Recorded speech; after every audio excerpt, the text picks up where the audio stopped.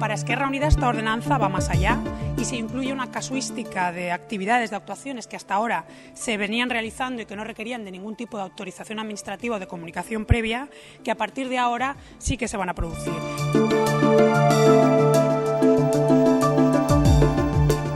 En primer lugar, la ocupación de la vía pública con mesas y sillas. En segundo lugar, las limitaciones que se van a empezar a producir respecto a la utilización del dominio público.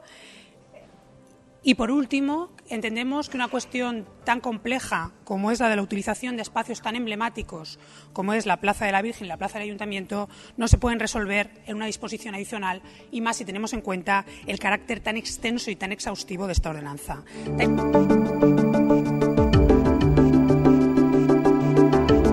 Vamos a perder una oportunidad de conciliar la legítima actividad empresarial con el derecho al descanso y con el derecho a la accesibilidad.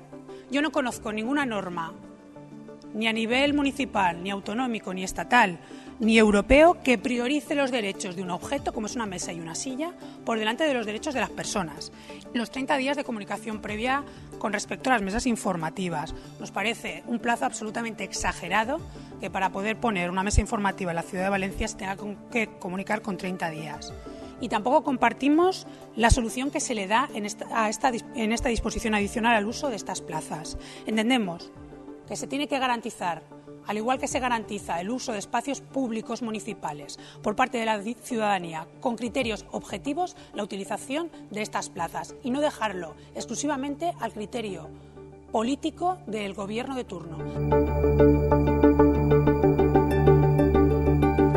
Nosotros vamos a presentar alegaciones. Esta vez vamos a reunirnos con hosteleros, vecinos y con colectivos afectados por la aplicación de la ordenanza. Vamos a volver a presentar alegaciones y espero que en la aprobación definitiva podamos dar un sí a este texto, porque es una herramienta muy importante para la ciudad.